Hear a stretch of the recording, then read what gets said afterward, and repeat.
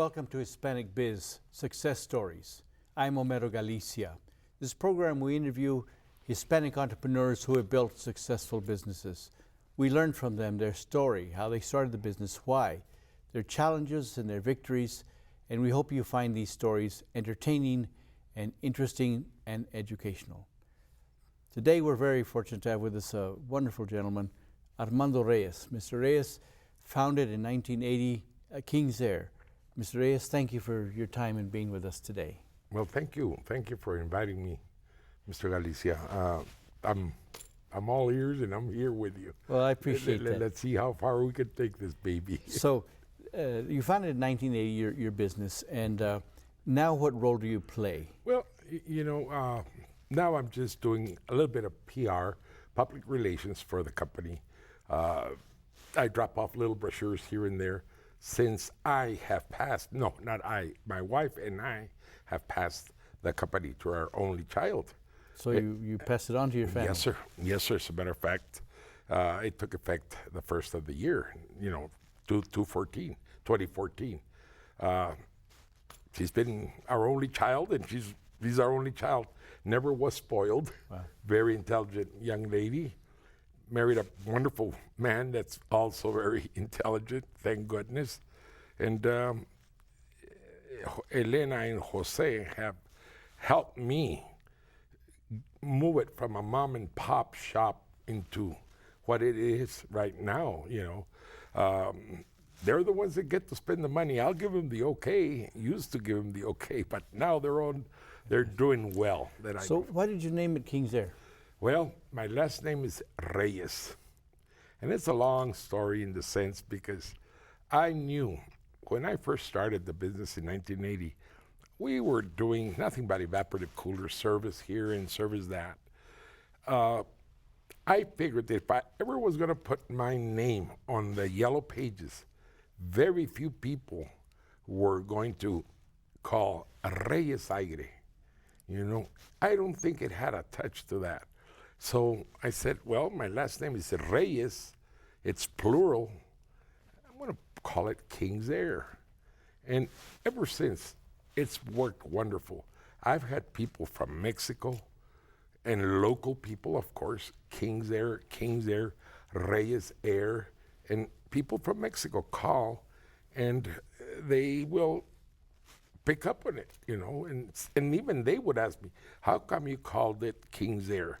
I never advertised as a Hispanically owned business. Down the line, it was just, I figured that it would never take off with Reyes Aire, or Aire, A-I-R-E. So when you started, you realized that maybe using a Hispanic name was not going to be It was not going to fly. Wow. It was not going to fly. These 30-some-odd years ago, and again, the demographics have changed for sure in population. We've got a lot of Hispanics nowadays versus the amount of Hispanics that were available or around 1980. Yeah. I was still dealing with a lot of people around the, right around close to UTEP. And there was a lot of Anglo people in there that just wanted their air conditioners, and they were the upper, richer echelon people, and they decided to call King's Aire, and I had a whole bunch of customers there. That's neat. That's neat. Well, let me ask you, what neighborhood did you grow up in? I grew up in the Chamizal. I went to Jefferson High School. Family, 9 boys, 10 boys with my father. Really? No sisters. Really? Didn't have anything to offer my friends. So you grew up there by St. Francis? No, you'd have to go down Hammett Street, and before they fixed the international border, you would have to make a right turn into that neighborhood, and then you would end up in that Chamizal area. Right. And the area got wiped out. The canal that came through there is probably the front yard of our old little lot. My dad bought a huge lot. We played baseball. We had a baseball team. That's where Delta ended, I think. Yes, sir. Delta ended right there at a canal. Yeah. But in order to go into the neighborhood, you'd have to go Hammett, make a right turn on through Laredo Street, and you were inside that neighborhood. Wow. I used to work at a service station on Paisano Okay. when they first built Paisano, Okay. and the chamizal was the back You know what that was? That was the Dixie. Border Dixie. Border Dixie. I worked there. Yes, Right sir. across from St. Francis Xavier Yes, Church. yes, Right there. that's where I worked. I'll be there. Yes, So I sir. know your neighborhood. so you were born in El Paso, Yes, sir. and you're how many brothers? We were 9 brothers, 9 boys. My parents adopted still 1 more, so that's 9. And with him, 10 men. And we would all go to church together. We ate under the same roof. Pobrecita mi mamá. And the best cook in the world, of course. We started growing up, and my dad picked up on it. He says, now it's your turn. You got to do this chore. You got to do this chore. You got to do this chore. I was the second oldest from the top. Okay. And what did your father do? He was a plumber. Oh, okay. He was a plumber, a darn good plumber. I would go work with him. When I was a young kid, 15-year-olds, 14-year-old, I'd go with him in the summertime. I remember the Beaumont area was still getting built, some beautiful homes, and of course, our home was not a beautiful home. It was a nice home where we lived down there in the Chamizal, but those beautiful homes were coming up on Piedras right underneath Beaumont, William Beaumont. Nice neighborhoods. And I'd go out there and help my dad, 14 years old. At about 15, 16, oh, Mero, I tell you what, I sold popcorn, I sold cotton candy at the Coliseum. I shined shoes. I was always doing something. And you went to Jefferson. Yes, sir. What year did you finish there? I graduated in 1965. 65. And so working with your father, what did you learn from your father? Well, you know, I again, like I say, even being the second oldest, I was always a go-getter, Homero. A go-getter, and I would get up. I was up early, and I'd ask my dad, can I come with you? Yeah, véngase. My other brothers would not do that. I was the one that would ask my dad, can I come along? And it didn't bother me. He gave me a pick and shovel, and I could hit my little rocks and move them because it's full of rocks about that area. And then I learned from the other maestros that were working there. I learned work ethics from my dad. Okay. And as years grew older, as we got older, I was still, even though there was, I say older, because that was 15, 14 years old. By the time I was 18 years old, I got drafted into the Army. So that's 4 years, 4 years, window, 4 years, man. So right out of high school, you got drafted? Yes, sir. Wow. Almost immediately. Wow. And your mother, what did your mother do? She was, like they say, a domestic engineer. Pobrecita mi mamá. But she was good at it. She kept us all in line. Yeah. She was from El Paso, too? Yes, sir. She's, well, I'm 5 generations in El Paso. Wow. Go ahead. So she was a disciplinarian? Oh, by all means.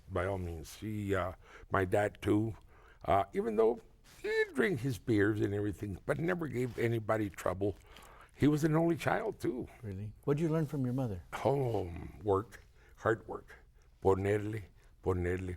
My mom always insisted in us finishing our high school. My oldest brother didn't finish high school. I was the first one to finish high school. And I never could understand. My dad took me downtown to buy me a sports coat and some other stuff. And here I was. It was for the graduation. I couldn't see the importance of it because I would always think that when I'm older, I'm going to open up a little business of some sort. You knew that? Yes. I knew I was going to have a little business of some sort. I did not want to go to college. My dad and my mom offered it. But way back then, in those particular years, high school gave you the college route or non-college route. And I picked the non-college route.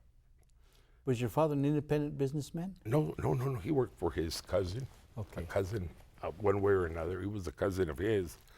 But he was a good plumber, and I'd hang around with him. I'd go with him, when they were wiping the tees, the lead tees, and they used solder, and they used a couple of, it's like wax rags, and they put a little rope, and they'd pour the solder and remove the rope, and then they wipe it. They'd say wipe it with nothing but solder. and there was a fitting that was going to be used in a toilet. But I just observed. I did that a lot. So you learned. Yes, sir. So you get drafted. Yes, sir. And what was your experience in the military? Not the best. Yeah, it's amazing. Well, I have to share this with you. I got blown away. What the kids nowadays call an IED, like bad, survived. I got crushed. Yeah, I was a crew member on a M88 tank retriever, and I got crushed right around my waist. Just a tow bar got me. I almost croaked with that one. You got crushed underneath? No. My job on the tow bar on the M88 tank retriever is a big, huge tank. And when we had to retrieve something that was blown up by the VC or whatever, we'd either drag it, pull it, bring it back into base. And a tow bar is a big old tow bar, just steel, about 6-inch diameter pipes. Right. And we'd hook onto the equipment that was blown up or damaged. And my job was to come out, of course. I was not hooked up with my headset, and I'd jump in between the tow bar and then throw my dog tags to the back. I had my flak vest, my steel pot, no weapon, and I had to pick up the tow bar. And there was a guy who would sit up on top, and he was hooked up to the driver, and he could see and tell him which way to maneuver. All I had to do was stand like that, just hold that darn thing until the hook would line up. When that hook would line up, I would drop the tow bar, close it, and I'd give him this signal. The guy on top got sniped and got shot through the leg, and he went down.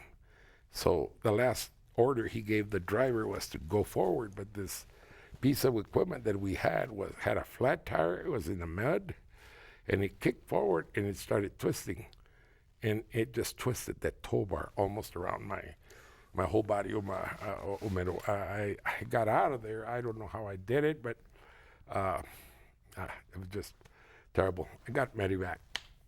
That was in Vietnam? Yes, sir. How long were you there before that happened? Probably about 4 months. Wow. But the IED, I took it in 3 months, man. Oh, you got hit before with that? Oh, yeah. But, you know, you're a kid. Excuse me, you rebound, man. So where did they medevac you to?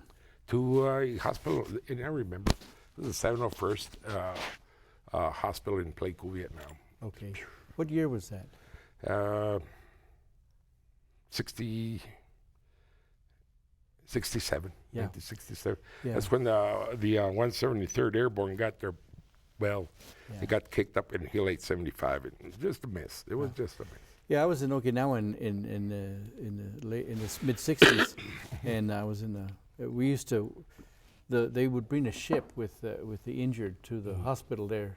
From Vietnam, and then I was at Hickam Air Base. Okay. And we'd welcome, because I was in a band, and okay. so they'd bring the injured off the airplane, take them to Tripler Medical, and I would see these guys just, they had increased. The big gunshot wounds in the chest or in the back, there were the ones that they'd evacuate them immediately. Leg wounds are okay, but the big gunshot wounds in the chest or that came through the back, those are the guys that send them out there real quick. So you stayed there? Oh yeah. You know. And so once you healed, they put you back? Yes, sir. I pulled guard. The following week, I stayed in the hospital one week, and I could barely walk. See, I didn't jump in the chopper when the IED blew me away. And I'm wanting to say this. I was a proud Chicano, you know, and I was wounded, never reported it, but I did not get on the helicopter because I just didn't want to go, you know.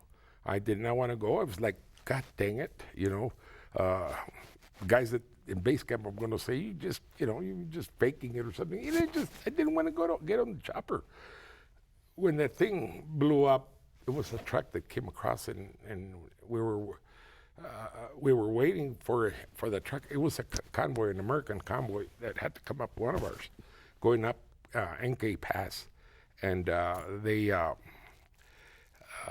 they hit a mine because I was guarding that bridge with 2 more guys. They hit a mine at about 5 o'clock in the morning, and that truck flipped over, had fish and everything. Well, it woke everybody up. So this was about 6, 7 o'clock, and here's this convoy coming from the ocean, our convoy going up to the top of the hills. And we were just standing around, and we had a tag retriever with a blade trying to cover up the hole that the other mine had created. And I remember seeing the driver, and I was giving him thumbs up, and boom. And I did a John Wayne down the mountain, and I thought it was gone. Wow. But I remember crawling back up the hill. I could see a little tape, Homero, little tape right in front of my eyes. I could see my baby girl, because she was 4 months old, Elena. Really? My wife, my mom, my dad, my grandpa, everybody, all my brothers. Just Wow. a little skinny tape running right through here. Wow. Running right across. And I remember climbing and crawling. And I was afraid to get to the top of the hill because I figured that when I hit the top of the hill, I was going to look this way, I was going to look that way, and there's nobody there. I had checked out of this world. Wow. Amazing, Homero. So you were married before you got drafted? Yes, sir. Yes, sir. You married young? Yes, I did. Right out of high school? Yes, almost. I'm still married, 47 years. Wow, fantastic. Yeah, so she's taking a beating, and it's a beating with tolerating me, and we worked together at King's Aire, all these years. And your daughter, Our daughter. you were 20 years old Yes, yeah. when your daughter was born. Well, yeah, I was 20 years old when our baby girl was born. And she's no baby anymore. I'm not going to tell her age, but we're 10. I'm going to be 67. You figure it out. And so, so how long did you stay in Vietnam then? I did about 13 months. 13 months.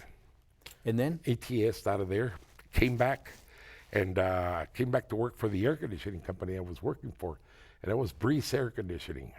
$250 an hour. Really? $250 an hour. What a killer. $100 a week. Really? Worked my butt off. Man, I loved it. Don Brees. Don Breeze, a wonderful person. Yeah, he was. I grew up in the neighborhood with Don Brees. My brother was his best friend. And Okay. in fact, my first job after paper routes was with Don Brees. He had a service station. Yes, I hear So that. you worked with him? He was Yes, a- as a matter of fact, I was already working for him when I got drafted. His shop used to be on Piedras, and I forgot the name of the street, but up Piedras, coming up Piedras. And I started, his dad, John Brees, had the business. Okay. And I started working for John. I was just doing sheet metal work. I loved it. I just, I said, one of these days I'm going to do something. But anything they put me to do, I'd give it 100%.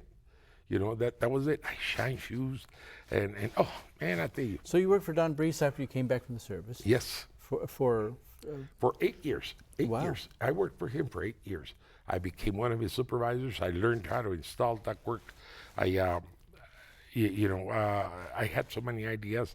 They had somebody above me that wouldn't let me go up there, but I wasn't about to circumvent him or go around him. Don Brees was a wonderful man. As a matter of fact, after I opened my business, I wanted to be a Don Brees company. really? He had us benefits, paid vacation, holidays. Nice man. Yeah, he was very nice. Well, Yeah. the pay was what's normal around here. Yeah. What's normal around here. And so you stayed with Don Brees because I know he got sick. Yes. You were with him at the time? No, sir. Okay. I left Don Brees. Then I went to work for D&L Plumbing, David Barton. He moved to Odessa.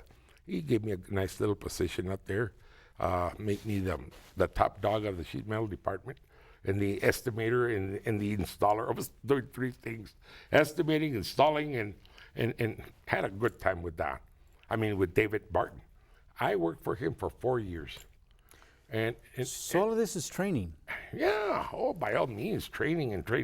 But I would always look around, whatever, I worked for Don, and I became one of his supervisors, and that's where you start learning that, inventory is important, not wasting material, and labor, not wasting labor. There was guys that were wasting labor, even though I could go chat with them. But I already had the people skills to a certain degree, Homero. Coming out of the Army, I was 21 years old. But I was able to talk to some of these 30 and 40-year-old guys that they were dragging their butts. You know, I'm sorry. We did the Chevron station, and I would work, and I could tell that they were just killing time. I said, this isn't going to work good. They didn't like it when I would tell them something like that. And I was not a pushover, but I was never a bully. I never squealed on them. I had a technique of telling them the right thing, and without them getting mad. I'm sure some of them got mad at me. The Hispanic word, barbero. So where'd you learn that skill? In the Army. In the Army, just talking to your people.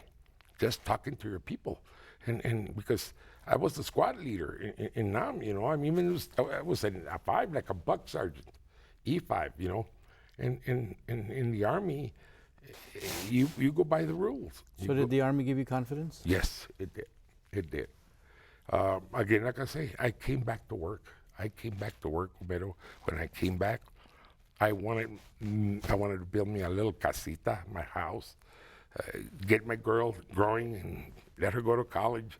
However I was going to do it, I wanted the best. My dad set a good example to us, even though when I started the business, my dad would help me. He passed away at 70, but my dad set a good example for me to work, and mi mamá was school. But I did go to community college, tech, to learn more refrigeration, everything associated with the business. But a big mistake that one does is when you, the administration part, and a lot of people, that's where they're missing that part. So you started your business, why? Why? I wanted to live comfortable, but my idea of a big company was 40 people at the max. 40 people. I said, that's it. But then the ball started rolling, Homero. The ball started rolling. So you started just yourself and It was just myself and my dad. And I had some contacts because I left David Barton. Too many promises never came through. I mean, that's okay. It's in the past. Too many promises, and he never came through. I would bust my tail for that man, and again, like I say, nothing would come through. And it wasn't in me, Homero, to say, hey, you said you were going to give me this, and that. Oh, man, I tell you. And then another little issue is that I might be getting ahead of myself here. I was already planning on leaving David Barton. I go ask one of the supply houses, and I'm not going to mention the names because it happened, but I asked the head honcho, and I asked him, Mr. So-and-so, is there any way if I start my own business, he says, is there any way if I can get some credit from you? And I remember he turned around and he touched me. Son, if I was you, I'd turn around right now and go ask I'd go ask your boss. You need to go back and ask your boss for a raise. Okay, that's what I didn't like that, He didn't see any potential for whatever. But that's not the reason. I finally found out later years down the road. Too many people had burnt him. Too many people had approached him like I had. Hey, not knowing the rules, not even bringing a financial statement to show you. Yeah. Were you saving money? Very little, Homero. The reason is that I wasn't making the best money in the world either.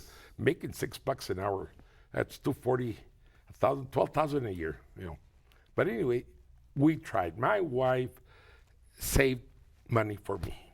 I wasn't a spender. I'm still not a spender. I don't like lavish things. I like good things, but lavish, nah. We could have had So you started bare bones. yeah, bare bones, My wife saved enough money. When I got back from Vietnam, we had something like $2K. She had $2,000. I said, wow. And that was a lot of money. So we bought a 67 Pontiac Catalina. And it was it's amazing. I could name these people. Fred Schneider Pontiac. And it had 11,000 miles on the car. Darn wheels were pelonas, melons. For 11,000, I don't think so. Way back then, they could turn that speedometer back. They could. Nowadays, they can't. But I bought that car for $2,000, man. It was 1 year old. It was 1968. Bought a 67. 1 year old car with 11,000 miles. And the darn tires, I said, wow. I wasn't a negotiator. I was happy to get a car. Yeah. Well, that car took my little girl from elementary to high school. And Helen would not let me paint that darn thing. Really? And it started getting rusty on top. And it got to the point that some of the kids there in the neighborhood, and I still love them all, and they're Nena's friends, my daughter's friends, they said, Mrs. Reyes would take them to Bel Air because we ended up living up here in the valley. And Mrs. Reyes, we'll go with you. They'll go in the car, but drop us a block away. Those kids were but they got there right. So tell me, we want to know about how you built your business, but your father helped you. What did he help you do? He really, truly, he was just he would pass things up to me because he wasn't the strongest anymore. He would pass me. I did the stand. It was a lot of evaporative cooling that we were doing, replacements. That's how I got started, replacing evap coolers, giving quotes. I can't even remember Omero. I keep calling you Omar, I'm sorry. We didn't have any advertisement. I do recall that I had some connections with a contractor was in Horizon. He built 1 home, 2, 3 homes. And I told him what my plans were. I gave him my phone number. Well, he ended up helping me. He called me. And I started building a little house here and a little house there. Plus service calls, The only thing we had were beepers. And the phone would ring at the house. Helen would pick up the phone. And then eventually we would transfer that phone over to my mother-in-law, which was the first receptionist that we ever had. Yeah. He was cool. Now, you started the business in 1980 after you had worked for about 12 years with different, about learning the business. Exactly. Of refrigeration. Mm-hmm. And you started doing replacements. Yes, sir. Replacing air conditioners. Evaporative coolers mainly. Was still a lot of evaporative cooler replacements in dire need. And you were doing this by yourself with your father's? My dad, yes. And so how did you? I mean, you knew the business, but you didn't know business, right? That's true. That's very true. And that's the key word that you just used. I knew the business, but I didn't know the business or whatever. But the administration part of it, like they say, we kept our books, never cheated anybody out of it. My wife was the bookkeeper, and now she's the accountant. Okay. But still, we started advertising, and those ads were expensive in the newspaper. But you know what? That's what people need to remember. If you don't advertise, there's so much word of mouth that can go out there. If you don't advertise, you're not going to take it to the other level at all. Whether it's yellow pages, business cards, do your own knocking on the door, cold calls per se, putting a business card or door hangers. But, once you go there and do some TV and what have yous, it really will help you move along. But when you're small, no matter what, you still need to get yourself in the yellow pages. Social media was not even available right. at all. Facebook, my God. all this, all that, Twitter. None of that stuff was available. Thank goodness, handheld, had radios. There were no cell phones still. Yeah. It's just amazing, But it took time to build it up. So how long was it before you started hiring employees? Okay, really and truly, it took about 2 years. I finally said, my goodness, I can't handle this. Oh, maybe 2 years. I'm going to share something with you real quick. The first year I was in business, I'm not going to tell you the other one. The first year I was in business, I and my dad and I, and my wife, Helen, generated $25,000 that first year, from April to December. Was that good?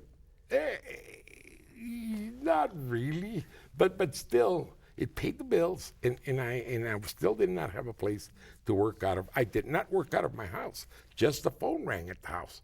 So I already had a little overhead. I rented a space there on Tony Lama where they have those little storages. I rented a space there. I had my little sheet metal brake, little lock former. Those the two basic things that you needed so you could fabricate sheet metal. And I had my tools, put the stuff together, and my drills, but I worked out of there. My wife would not allow me to work out of the house. And that's okay. I don't have any regrets, because I would have been making too much noise when you're banging sheet metal. They'd have run me out of there. I never was a believer of working out of the house. So you wanted to grow, though? Pardon me? You I didn't. wanted to grow, yes. From there, we moved over to a bigger location, and it's another garage on Dale Road. And by that time, I already had something like 5, 6, 7 employees, and it just started turning. Homero, it's just, I knew people that were hard workers. My brother Joe also joined me, and because his work terminated over there at the other place that I had left, D&L Plumbing, and my brother Joe came on board, and Juan Diaz. I remember those guys, and they were all knowledgeable, and they were all good people. Hiring family sometimes has its pros and its cons, but I have hired family. They work with me. Some of it worked, some of it didn't work. But like I say, so did you need the capital to grow your business? oh yes, yeah. And there's the other thing. You asked me if I was saving money. Well, our bank account started building up real slowly, and I would look at that bank account. My God, I got $6,000. I got $4,000. I could pay my bills. I could do this. And even though there were a couple of outfits that gave me credit, except for that one that turned me down. I never went knocking on their door. But it just took some time. You literally have to go out there and apply for credit, and have some sort of documentation that you've got something in the bank. It's just a little Mickey Mouse. That's the part I didn't know. I was not good at that. I went through the SBA, and you're still jittery. You're still, my God, can I pay back $16,000? You're still like this, Well, I went to the SBA. The SBA, and I wrote down $16,000. I wish I could remember the gentleman that helped me so much, but it's been quite a few years. Anyway, I remember when I was signing for the $16,000, the lawyer that brought the documents that worked for the SBA, he said, Mr. Reyes, are you sure this is all you want? I can let you have $300,000. That was far-fetched. That was just, no way. No way. No way was I going to borrow $300,000. And what would I knew I could have used it. Then I did have my regrets 2 years down the line or something, because those $16,000 vanished quick. Bought the truck, 2 little trucks, but we still paid our bills, paying the SBA back, everything. But I'll tell you, those $300,000 would have helped me so much. Again, I did not even have a plan. I did not have a plan, and that is what any small business needs to do. Have that little plan. no business, no, go to the community college or wherever. There's all kinds of little seminars that show you how to do it. I wish I would have gone there. So you were replacing air conditioners, Evaporative coolers. and you grew to 5 employees or more. Yes, sir. And did the industry change on you? The industry changed on me in the sense that I started getting more commercial work. Shopping centers started to pop up. I had a gentleman that worked for, I'm going to tell you his name. He worked for Jerry Rubin. And Jerry Rubin helped me a lot. Owner of Helen Troy. I was in a restaurant that I had to go to the west side, and now I know that he's got his own personal chef. See if he remembers this little thing.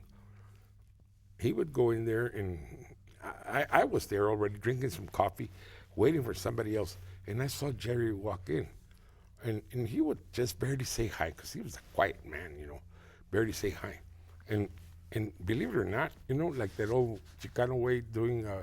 I'll buy you a beer at the bar, and nobody knew who sent it to you, and the bartender said, "Oh, he sent it to you." Not the girls, the guys. I bought him his little breakfast. He came in and ordered a little cinnamon roll and coffee, and I bought it for him. And I still, Homero, I'm telling you, he turned around and looked at me, and he couldn't believe it. He couldn't believe that I had bought him a little breakfast. Well, he was building those shopping centers on Mesa. His right-hand man, Leroy Hess, was a wonderful man. I guess he turned around and told, but he already knew me. Jerry knew me that I was doing a little bit of his work. And he told Leroy Hess, "Don't call anybody else but Kingser." Wow. Opened that door he made me. So I probably made $1 million off of him that year. It's amazing. Really? I'm serious. Act of kindness. That's the way I am. I don't care if I buy you a breakfast or whatever. It's just normal. I thought, this man's giving me work, whether he'll remember me or not, I don't know. But I'm gonna buy him a little breakfast, and I bought him a little breakfast. So you got into more commercial. Absolutely, man. Just shot, man. And pow, pow, pow, pow. And you had to hire more people. Oh, of course. How big did you grow? I probably had about 20 employees. Wow. It was stressful in a sense, but everybody did their job. I was still pulling service, do a little bit of service here, and Homero, I can remember the years. My mind's not that hot, but I remember Jerry helped me a lot. He helped me so much that he had so much influence at Texas Commerce Bank, and Robin Thigpen was one of the ladies there, and because I talked to Leroy, and I told him, "Leroy, do you think I can get some money from, I wasn't even going to the SBA, you think I can get me a loan at Texas Commerce Bank?" And Leroy says, bring your financials, and we'll give them to Jerry. And Jerry could look at it. He was a board member. Before I knew it, I had Robin Thigpen calling me. Here's $300,000. Bought my property, made the building. I was a general contractor. The good Lord helped me. This is your property on Kessler, where Yes, your sir. office is now. Yes, sir. Wow, you had to have more space. We've got such a beautiful facility. Elena and Jose have just remodeled so nice and pretty. It's just wonderful. Your daughter, Elena Villa. Elena Villa. Now she runs the business. Yes, and Jose. Jose is the chief financial officer. Wow. As her husband. Wow. So I'm happy for them. So here you are. How long did it take you to build a business? You built your business. You built your business. Your building, but how long did it take you to where you knew you had a business? Oh. And I'll be honest with you. I ended up getting a contract in Fort Bliss in 1999. We were there for 15 years, and we delivered also. The money was outstanding, everything, We always delivered on time. By 1999, which is halfway of my career of the 34 years that we had it, that Helen and I, Elena, my wife, had it, that was about halfway down the middle, 15, 16 years ago, after all this. And we, the mistakes, yes, mistakes in hiring, and everybody's going to go through them. Mistakes in hiring, wrong people, but I would rather talk about the good things. Well, let me back up to this wrong people thing. You give them a position, and they really don't pull through. They don't deliver what they said they were going to do in a supervisory level, or with responsibility. So they don't pull through. But I'd rather talk about where when you hire the right person, it might take a little while, but they deliver. My brother-in-law, I have a brother-in-law, Carlos Rosales. He's in charge of the install type, the conversions. That guy's so knowledgeable, and I know he's helped me a lot. He's a hard worker, and you have to talk to him and get him flowing. But you talk about family and watch out, man. Some of them will try to take advantage of you, and some of them won't. Carlos is straight. He doesn't take advantage of me. So as your business grew, you weren't able, I'm assuming you weren't able to do installs anymore? No. Well, it got divided into segments. The service department, great service department. We probably have the biggest service department in El Paso. About probably close to 20 trucks. Wow. All those kids are intelligent, all of them. They're a different breed, but they work hard. Then you have your sheet metal department, installers, when we hit a commercial job. And we have that construction department that I call, where Charlie Rosales is in charge. But we've got great supervisors. Those are the key guys. So how did you learn to build a business like that? I just thought about it, Mero. It can't be, I couldn't do it all by myself. There's no way. There was a point that we had 200 employees when we had forklifts. Wow. We've got something like 80 now. But those guys that went to the other contractor that took over on that contract, he got the cream of the crop. Cream of the crop. Good kids, super good kids. But now we've got 80, 85. I really don't know, Mero. But I also have a cream of the crop. We also have the cream of the crop. Now, let me ask you, with the SBA, did you ever become a 8A contractor? Yes, sir. Yes, you sir. got 8A? Yes, sir. And as a matter of fact, that's how we ended up getting that contract. Joe, can't remember. Yeah, you probably, I don't want to name names or anything, but they're wonderful there at the SBA. Yeah. All you got to do is work with them. Yeah. All you got to do is work with them and be loyal and honest in the whole 9 yards. So what did you learn from doing government contracting? Well, I tell you that the government will always deliver. And I hate to say this, but I hope it doesn't get to them. The people that have to sign off on your ticket, they're some procrastinators, I tell you. And you're waiting and waiting for your money. It's not just this. It's not, here's your bill, and you're going to get it in a month. It was a humongous amount of money owed to us about 3-4 years ago. So how did you millions? How do you operate? We had it in the bank. Wow. So what'd you do? Save? Did you learn to save? Sir. Yes, sir. You put it in the bank. Yes, sir. Covered our butts. Covered our butts. Jose is a bright guy, man. And the banks were good to you? Yes, sir. Oh, another thing, Jose was actually opened up the door more to getting out there and deal with the banks. Had one bank that came in.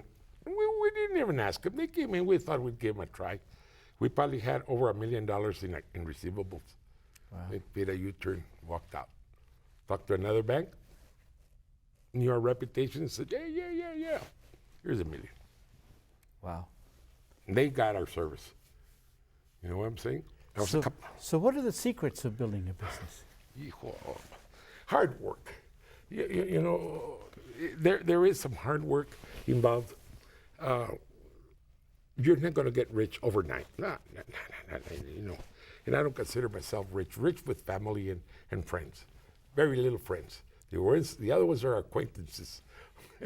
but you really and truly, you really have to get out there and be able to communicate with a new contractor that comes around or whatever.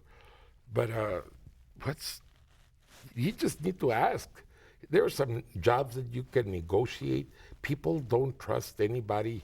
It's hard to go get a $1 million negotiated job unless they already know your reputation. But you took care of your employees. Oh, absolutely. How'd you take care of your employees? Well, they have hospitalization insurance, just like Breeze, just like Don Breeze. Hospitalization insurance, paid holidays, paid vacations, sick leave, a little bit of sick leave, little things that got structured into our policy.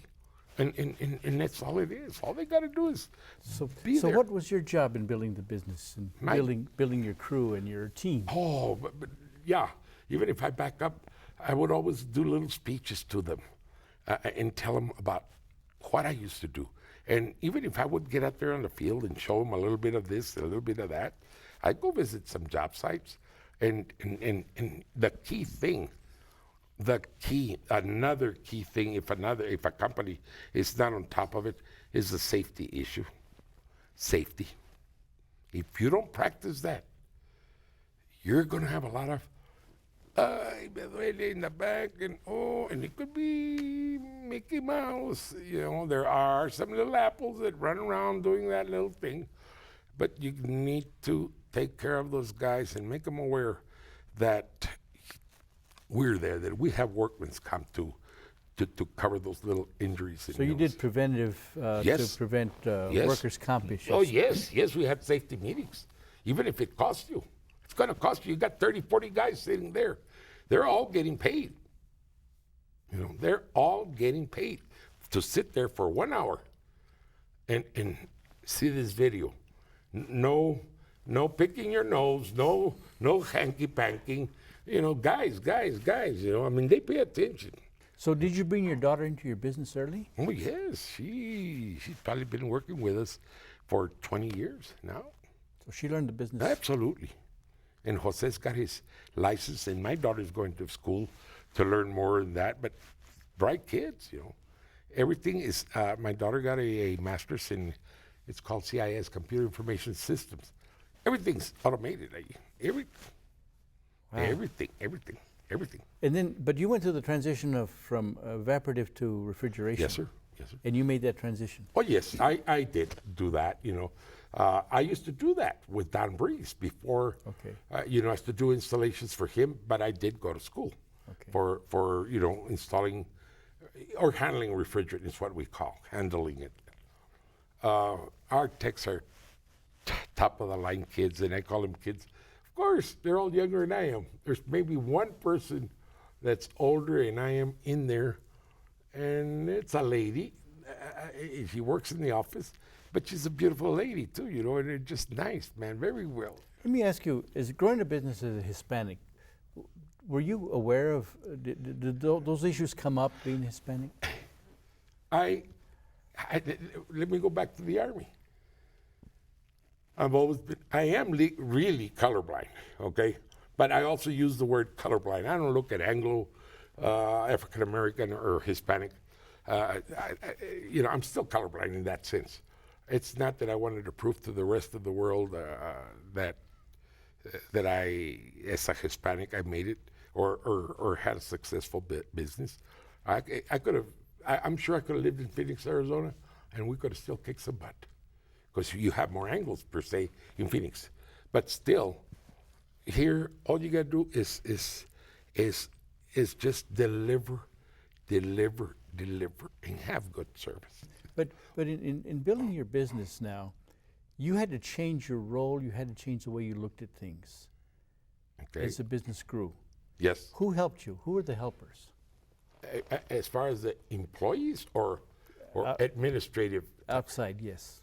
Friends. Did you have friends that helped? Did you have advisors? Did you have lawyers, bankers, CPAs? Oh, yes, there were some lawyers, but I had some advisors, and there's where a business will not get up to the top if they do not get people like or to not be afraid to spend some dollars for some. It's not free advice. The advice that's going to come from the gentleman that can sit across the table from you and tell you, look, you need to do this. You need to do this. This is what you need to make an adjustment. And you're not going to cut it. You're not going to get too far if you don't get that type of help. That's right. It has. I remember one guy and two guys that they helped me acquire that contract at Fort Bliss. One of his name is Hector. I can't remember his last name. I've seen him in the circuit. Hector and Esther. They were, I do not know what agency it was, but you know, just like you offer that. You offer that same advice. People have to pay. It's not free. It's not free. You have to make a living. Yeah. Now you call it coaching. Yeah. Okay, coaching. Okay, and you offer that advice. Yeah. But what I'm trying to say is, altogether, that as an owner, you have to spend that money in that direction. Spend it so that somebody can tell you what you're doing wrong. Yeah, but you were wise enough to do that. Where did that come from? You know, you got to say, did you make trial and error? No, muy poquitos errores, very little mistakes. Again, like I say, some of the mistakes that I did was hiring some wrong people. And they didn't deliver, so we got rid of them. And you look until you get somebody that really seems to know their stuff. But you were open to learning. Yes, sir. Yes, sir. You always were? At the beginning, no.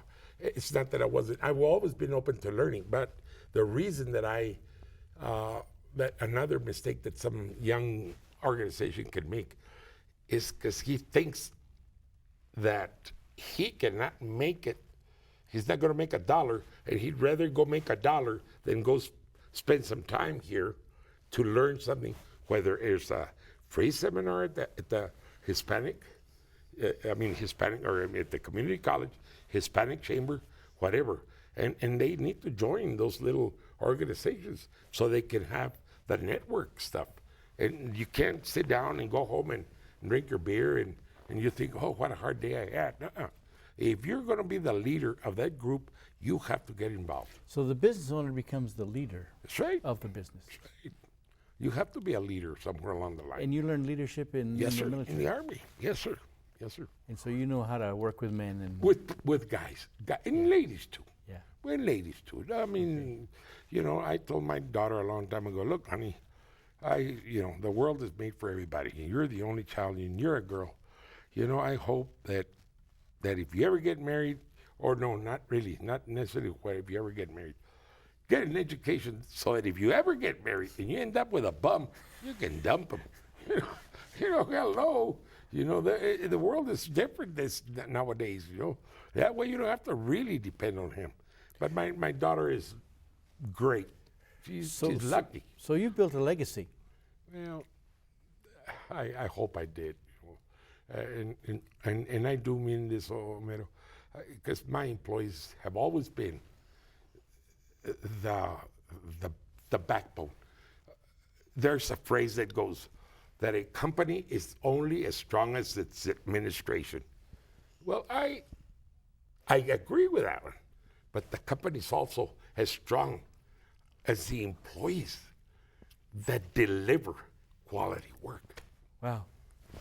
And where did you learn that? I've always said that. That's just my own. I've never seen it written in a book or anything, but I've heard that comment that a company is as good as its own, as good as its administration.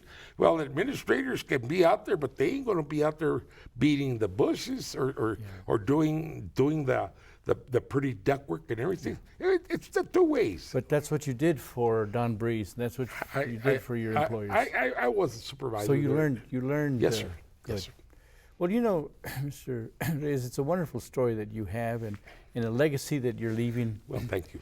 And you know, what piece of advice would you give? A young business owner who's trying to build a business? I would tell them not to be afraid. First of all, they're going to sacrifice. You have to sacrifice. You're not going to get rich from one day to another. Get yourself a nice business plan. Listen to coaches like you. Listen to coaches. Spend that money. It's money well spent, but you got to spend it. It's money well spent. Learning from a coach. Go to seminars. There's time. I understand some of them might be young and have little ones. They got to take them here and there. But if Mama wants to get involved, she needs to go along too. But they need to. Don't be afraid to spend that little almighty dollar on coaching. That is what would have helped me a lot back then. I did struggle, like I say, and get your financial stuff in line. Yeah. Be frugal with your money, and just because you see, and turn it back into the company. Yeah, that's right. Fantastic. Yes, sir. Well, you have a wonderful story. You built a beautiful business, and you struggled through it, but you built a beautiful business. In that sense, I love the entrepreneur like that becomes a leader like that is a hero to me. So I really admire what you've done, the legacy that you've left, and I thank you so much for the time that you shared with us to share that wonderful story. Thank you. Mr. Reyes, thank you. Appreciate that. Yes, sir. And thank you for watching, and we'll see you next time. Have a good day.